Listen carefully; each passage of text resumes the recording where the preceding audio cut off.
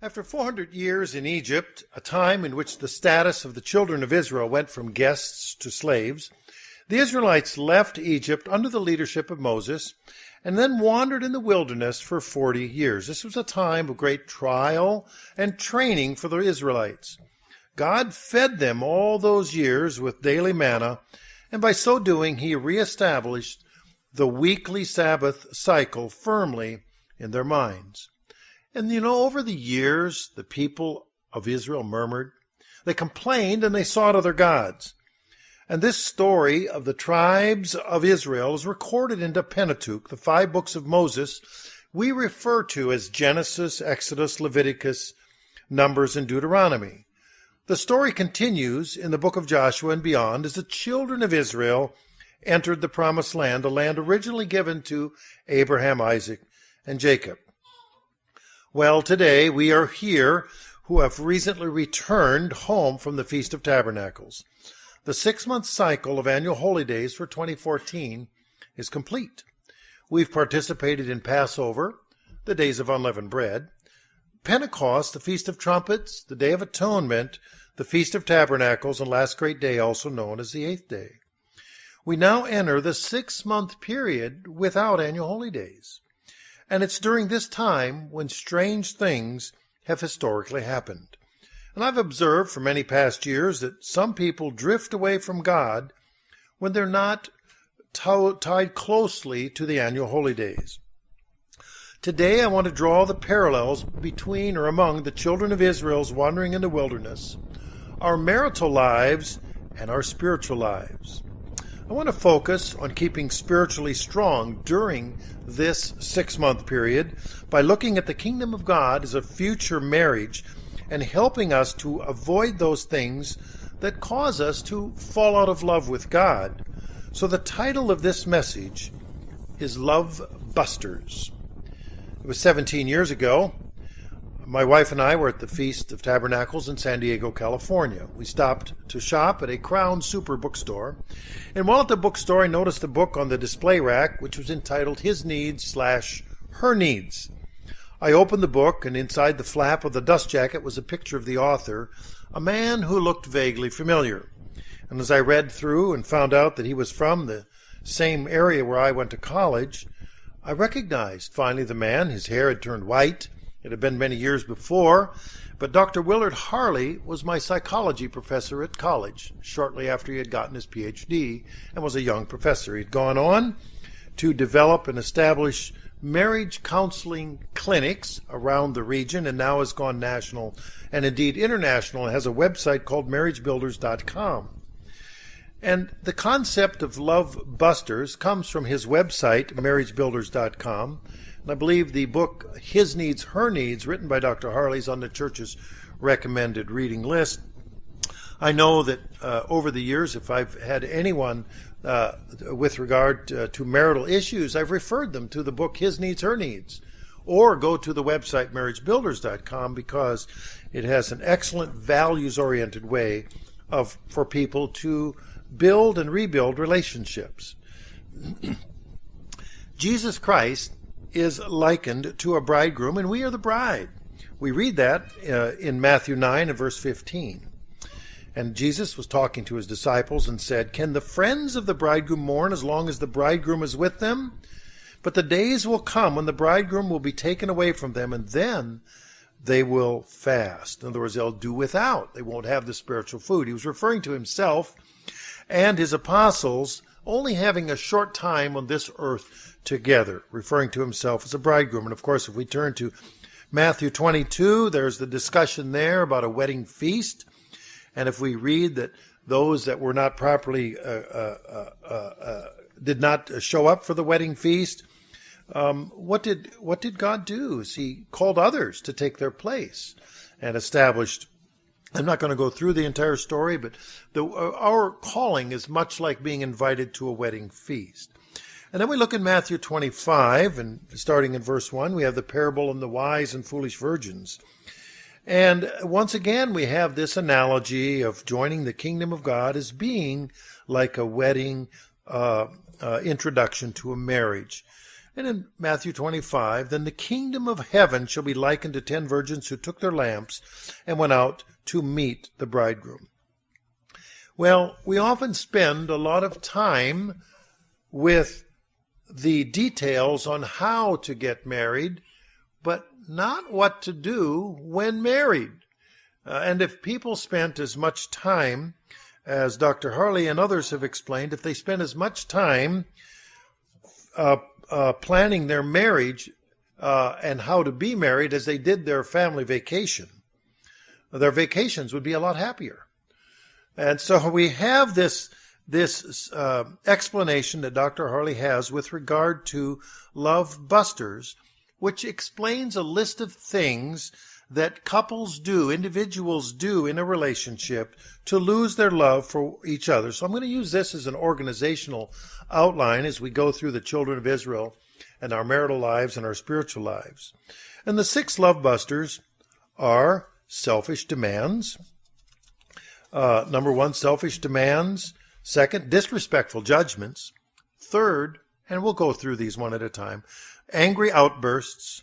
4th, annoying habits. 5th, independent behavior.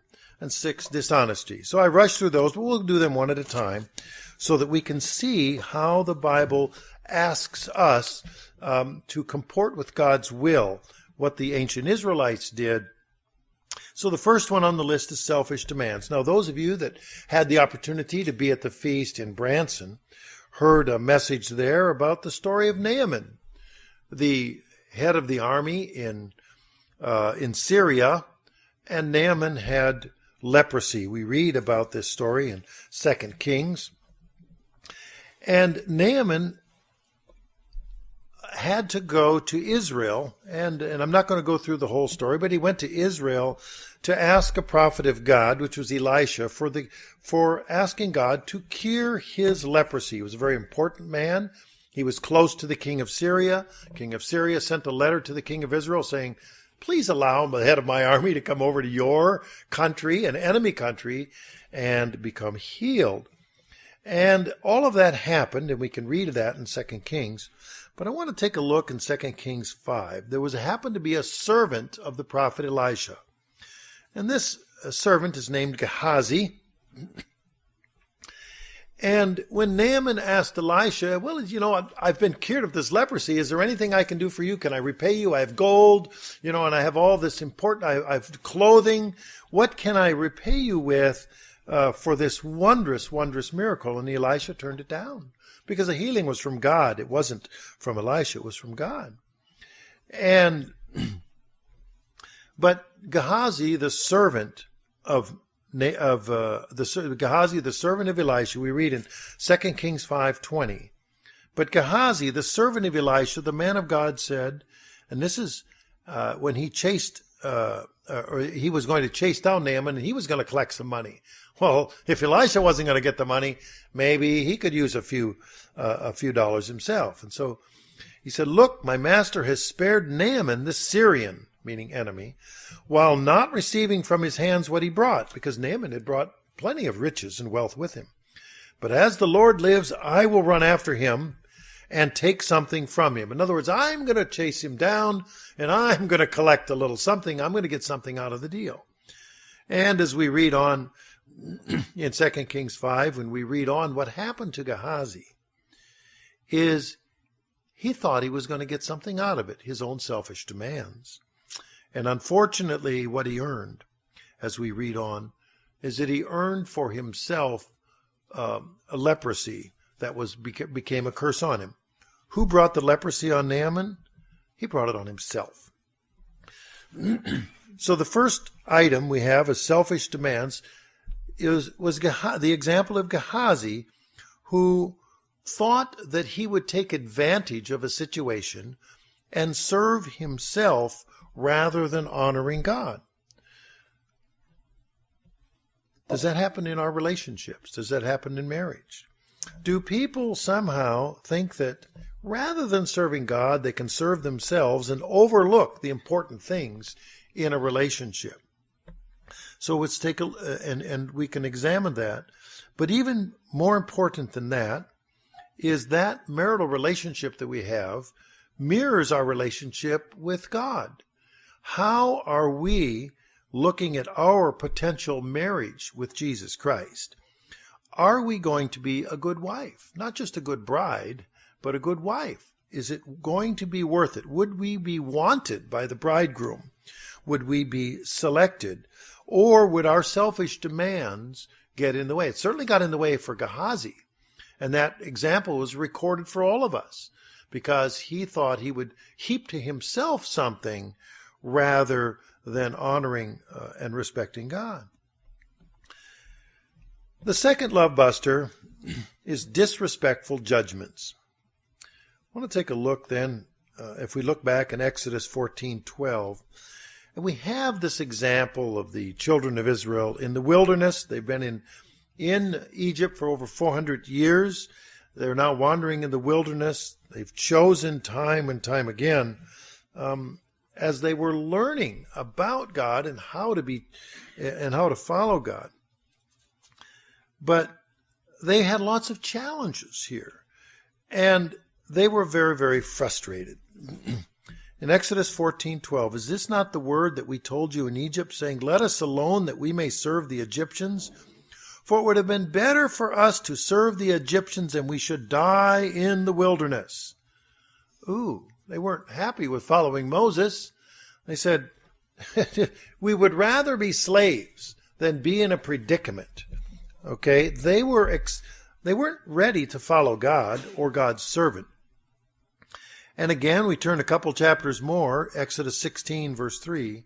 And the children of Israel said to them, oh, that we had died by the hand of the Lord in the land of Egypt, when we sat by the pots of meat and when we ate bread to the full. For you have brought us out into this wilderness to kill this whole assembly with hunger. Now, clearly they were hungry, but they had just escaped slavery in Egypt, and yet they weren't understanding how that managed the series of miracles that happened, and that same God could certainly protect them in the wilderness. We go then to Numbers 14:2, and again it's recorded, and in Numbers 14:2, and all the children of Israel complained against Moses and Aaron, and the whole congregation said to them, if only we had died in the land of Egypt, or only if we had died in this wilderness. Ouch. That's a terrible situation where you see they were not respectful of the relief that they had gotten from the slavery in Egypt. And they were complaining about those, about their woeful condition. They were saying, and in Numbers 24, verse 4, why have you brought up the assembly of the Lord into this wilderness, that we and our animals should die here? And again, the next chapter, Numbers 21:5, and the people spoke against God and against Moses. Why have you brought us up out of Egypt to die in the wilderness? For there's no food, no water, and our soul, meaning our body, loathes this worthless bread. They were being fed manna. They were being sustained in the wilderness. And because at this point they were continually complaining to Moses and to God and disrespecting the decisions that God had made through Moses, that there was a consequence for their behavior. We read that consequence in Numbers 26, verse 65. For the Lord has said of them, they shall surely die in the wilderness. So there was not a man left of them except Caleb the son of Jehunah and Joshua the son of Nun. All of them died in the wilderness. Now there's more to the story, of course, that the spies were sent out and they rejected the report. They refused to go into the promised land based on the story of the spies and so forth. But there was a consequence to their behavior for them, for their failure to trust in God. They were disrespecting the judgments of God, and in so doing, they earned themselves a very difficult future that they themselves chose. That they would not follow God's way into the promised land. They rejected that. And so they wandered in the wilderness until they died, except for the two that Joshua and Caleb and their families later went into the promised land. What about in our relationships? Do we have disrespectful judgments in our relationships? Do we think that a mate is doing something because it's not in our own best interest? Do we think that a disrespectful judgment, is that our automatic thing that, well, because, just like the Israelites said of God, well, what are we doing here? We're getting dragged into this terrible predicament. But God had their best interest at heart, but they didn't see it. Do we give our mate that same credibility, that our mate has our best interest at heart? And as a result, or do we disrespect their judgment when they are trying to help us? Similarly, what about spiritual lives and disrespectful judgment? Do we do like the Israelites? And do we disrespect what God has in mind for us? Are we following his plan and his expectation for us? Are we following the calling? When it says that many are called but few are chosen, who does the choosing? It's us, in our way to choose to follow God. The third type of love buster are angry outbursts. Now we have this occasion, of course, Moses was in the wilderness with the children of Israel. It was a very difficult time, and there was upwards of close to 2 million people. A lot of mathematicians have tried to figure out how the family expanded over those 430 years, and they calculate that there could have been up to 2 million people that were thrust out of Egypt, and that takes a lot. It takes a lot of food, takes a lot of water, and they were thirsting. And they were crying, and their livestock were crying. And in exasperation, Moses, we read about his angry outburst. When God told Moses what to do and how to do it, and how to get water from the rock, and that it was God's will that happened, in Numbers 20, verse 11, and Moses lifted his hand and struck the rock twice with his rod, and water came out abundantly, and the congregation and their animals drank. Well, on the surface of it, that doesn't seem like to be a problem. Well, Moses must have done what God asked. But then we read in Psalm 78, verse 20, in Psalm 78:20, and it talks about this very occasion. Behold, he, meaning Moses, struck the rock, so that the waters gushed out, and the streams overflowed. Can he give bread also? Can he provide meat for his people? In other words, Moses took it upon himself as if he had done it, and not as the servant of God. And so Moses was frustrated and had an angry outburst, and although God still affected the outcome and provided water, it was Moses that called attention to himself, as if he were the power that had done so. And that's where the psalmist writes, can he give bread also? In other words, is he the one supplying the manna? Well, of course he isn't. Can he provide meat for his people? In other words, the flocks of quail that came in the wilderness to feed the people of Israel? Well, Moses didn't do that either. And so it was really calling attention to God is the one that does the provision.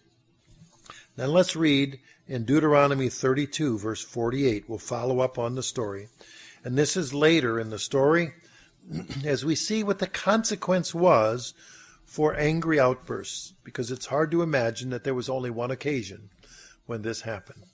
Could have been, but it's hard to imagine. We look in Deuteronomy 32, verse 48. And then the Lord spoke to Moses the same day, saying, go up this mountain, Mount Nebo, which is in the land of Moab, across from Jericho, view the land of Canaan. Now this time, Moses is a very old man. View the land of Canaan, which I give to the children of Israel as a possession. In other words, he actually gave it to Abraham, Isaac, and Jacob many, many generations before. In verse 50, and die on the mountain which you ascend, and be gathered to your people, just as Aaron your brother died on Mount Hor and was gathered by his people, because you trespassed against me among the children of Israel at the waters of Meribah Kadesh, in the wilderness of Zin. And then it says why. because you did not hallow me in the midst of the children of Israel. Yet you shall see the land before you, though you shall not go there into the land which I am giving to the children of Israel. So this sudden outburst that Moses had, that directed the attention to himself as if he were doing it, had a consequence for him. And as a result, Moses, God said, would not go into the promised land, would not lead the children of Israel into the promised land in his lifetime, that he would die there. And then we look at our marital lives. Do we have angry outbursts there? How good of a bride would we be if Jesus Christ said something and we weren't fully happy with it? Would we strike the rock as Moses did? Or any other situation where we have an angry outburst? Because in our marital lives, that's the model, of course, of our bride-to-be of Jesus Christ and our marital life in the kingdom of God. Well, what about our spiritual lives then? Are we frustrated because God isn't delivering everything that we want, when we want it, how we want it, in the manner in which we want it, and to the fullness of which we want? And so if we take a look at this, the number 3 spiritual, or the number 3 love buster, we have angry outbursts. Number 4 are annoying habits. Now, we all know people that have annoying habits. Unfortunately, the children of Israel had many annoying habits, and they're recorded for our benefit. We read in Numbers 14, and I've mentioned earlier about the spies that were sent out. The children of Israel were in the wilderness. They were sent out to spy out the land of Canaan.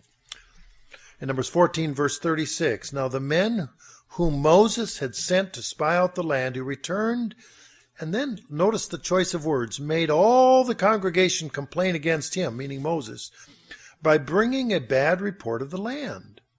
This seems to be standard operating procedure for these Israelites, is to find a way to complain, even when there was something good in their immediate future. And if you just go to Strong's Concordance and look up complain, or you type on any online Bible and look up complain, and you will see how many times the children of Israel were so much complaining during their wandering in the wilderness. And that really had to have been annoying over and over and over again. When we turn then to Joshua 18, verse 3, and Joshua was the man to follow Moses to lead the children of Israel into the promised land.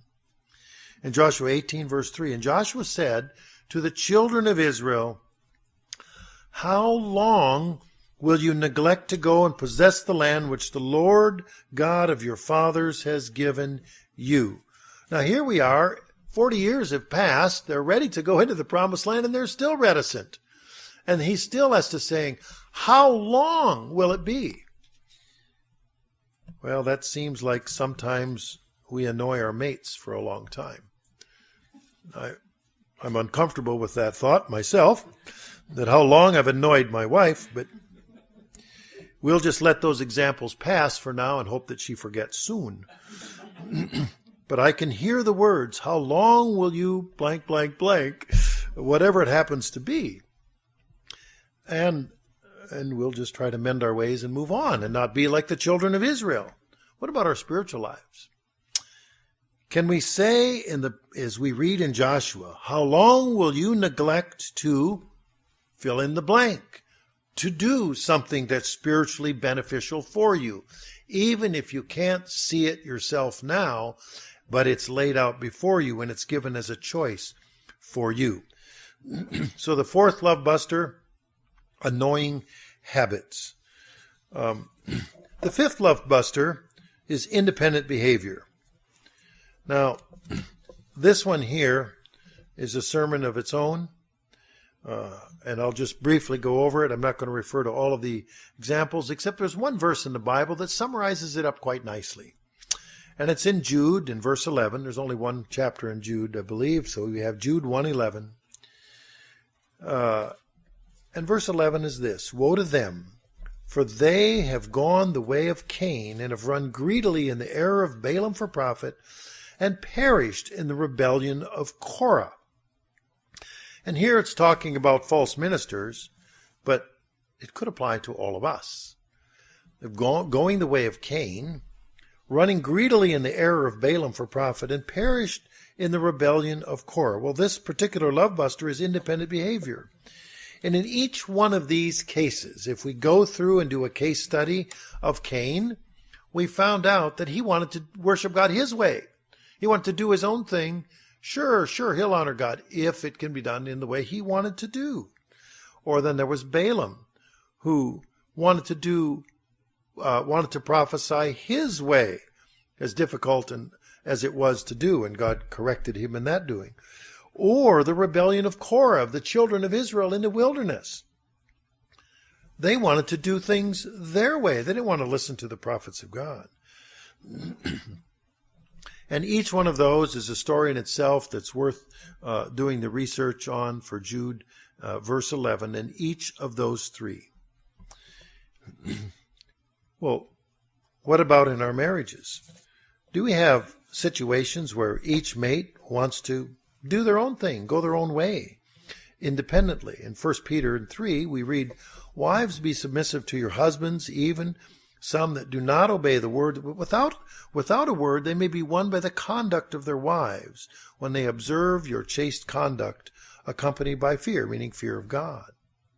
And we read in Amos 3:3, "Can two walk together unless they're agreed?" So it's a partnership where they must work together if there be a successful relationship. Isn't that a way with our spiritual lives?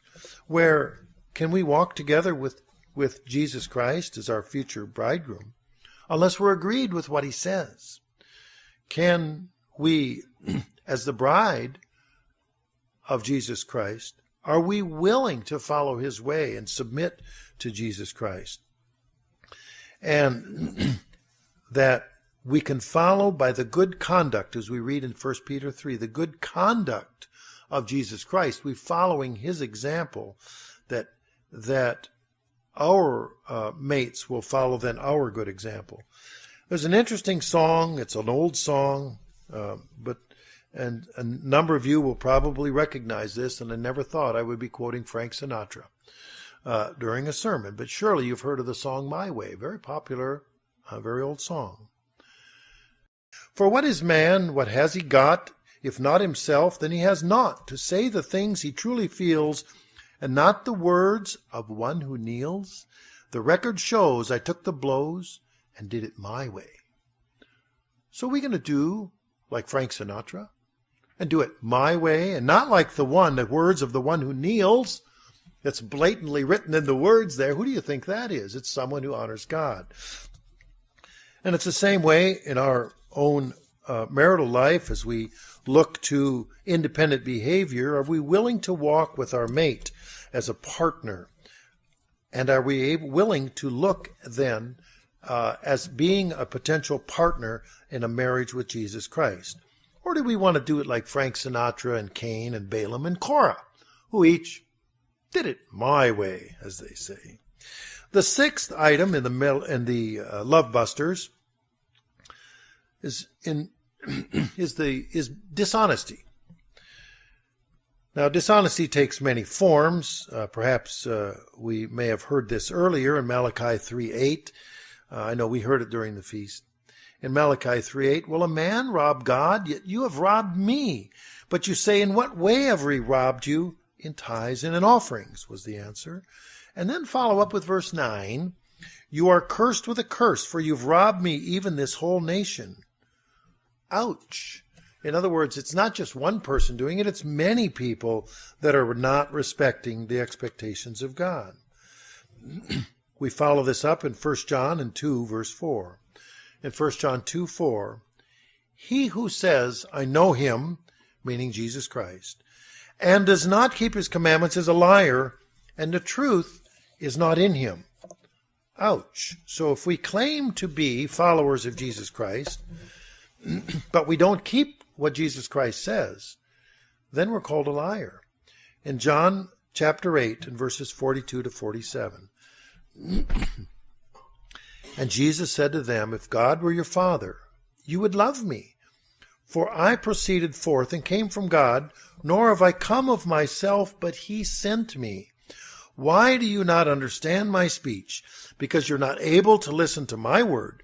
You are of your father the devil, and the desires of your father you want to do. He was a murderer from the beginning and does not stand in the truth, because there is no truth in him. When he speaks a lie, he speaks from his own resources, for he is a liar and the father of it. But because I tell the truth, you do not believe me? This is Christ speaking. Which of you convicts me of sin? And if I tell the truth, why do you not believe me? He who is of God hears God's word. Therefore, you do not hear because you're not of God. In Revelation 28, we read the consequence of not telling the truth, being dishonest. In Revelation 21, verse 8. In Revelation 21, verse 8.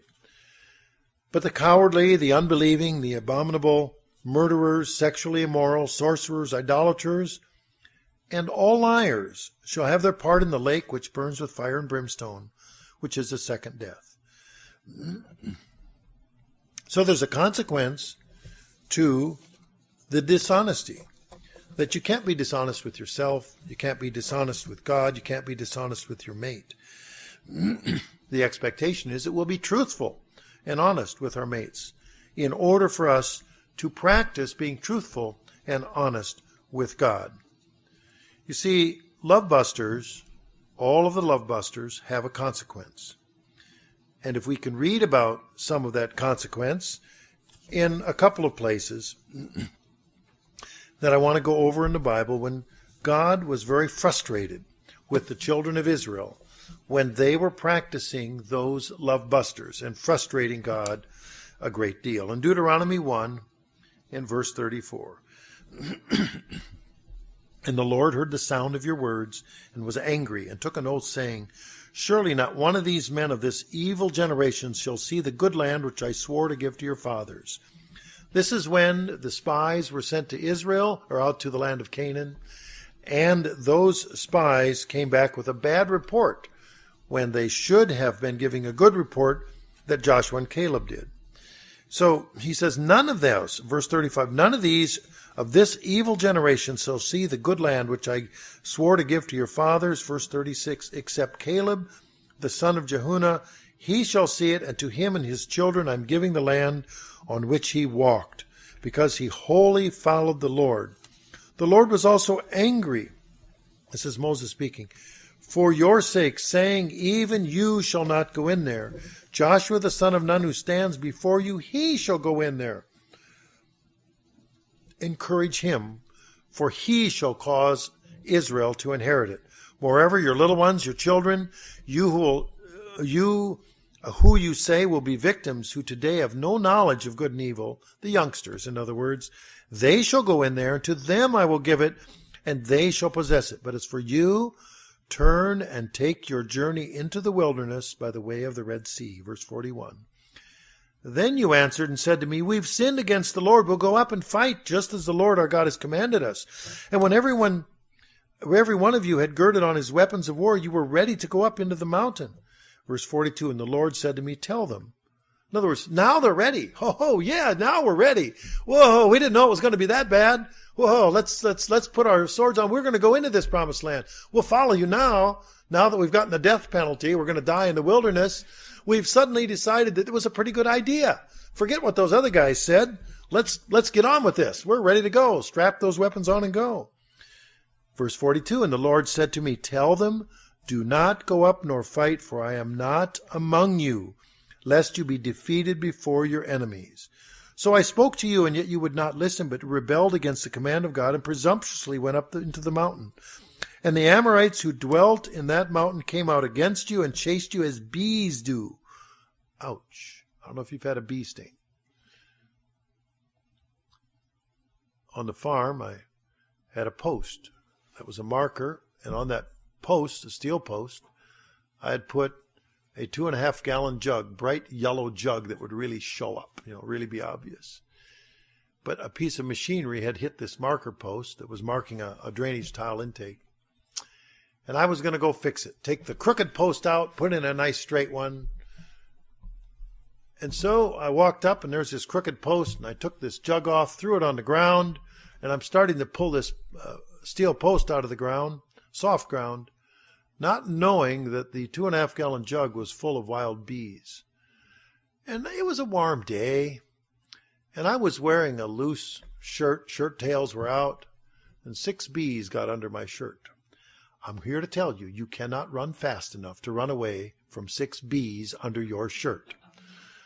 And particularly when you can see them, and if anybody would have had a movie that day, I'm sure that it would have been a good seller, because I'm out there dancing the jig out in the field for no apparent reason, running lickety-split, far, far away, beating myself. Surely not one to forget for me. So when I read this, when it says, and they chased you as bees do, the whole swarm was after me. I wasn't going to stick around for them, and drove you back from Seir to Hormah.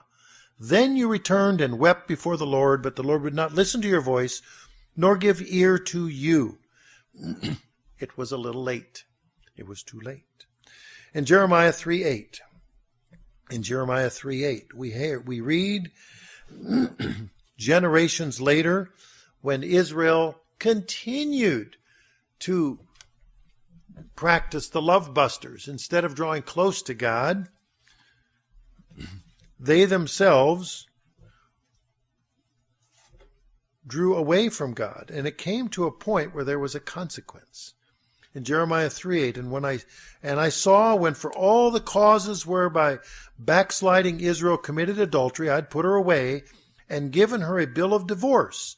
Yet her treacherous sister Judah feared not, but went and played the harlot also, chasing after false gods, doing things that they shouldn't do. And God finally says, this is it. This is enough. Just like the Israelites had learned earlier. Time is up. It's over. There's a consequence. Now, of course, if we really want to read the uncomfortable consequences that are listed in the Pentateuch, we can read Deuteronomy 27 through 30. And I'm not going to go through all of them because we would all be shaking and crying by the end of those things. But Deuteronomy 20, chapters 27 through 30, a list of the curses that mankind brings upon themselves for failure to listen to God. Because they all had a better way. They wanted to do it Frank Sinatra's way. Okay? What about in our marital lives? Do we do it the same way? We can expect the same consequences with the same curses and the same difficulty. I talked to a fellow this morning who is dealing with some of the curses in his own marital situation. Very awkward and very difficult. And you can go down the list of curses. And he's partaking of them now. And he said, I've figured out why this is happening to me. I have to learn these lessons because I have to make better choices. And he's right. He's turning the corner, learning the lessons and moving along. Our destiny we can read about in Revelation 19, verse 9. In Revelation 19:9. Then he said to me, write, blessed are those who are called to the marriage supper of the Lamb. And he said to me, these are the true sayings of God. So what a delight to be called to the marriage supper of the Lamb, of course, the wedding with Jesus Christ. If we back up a couple of verses, this is the question for us today in Revelation 19:7. Let us be glad and rejoice and give him glory, for the marriage of the Lamb has come. His wife has made herself ready. So the question is, have we made ourselves ready? Have we made ourselves ready for the destiny that Jesus Christ has laid before us? Have we made ourselves ready by practicing what we must practice in our marital lives and our spiritual lives, and learn the lessons of ancient Israel by avoiding the love busters? Do we avoid selfish demands, disrespectful judgments? Do we avoid angry outbursts, annoying habits? Do we avoid independent behavior? And do we avoid dishonesty? So as we progress through this 6-month period of wandering in the wilderness of life, let's focus on keeping spiritually strong by looking at the kingdom of God as a future marriage, and help us to avoid the things that cause us to fall out of love with God. So let's draw close to God by avoiding the love busters. Mr.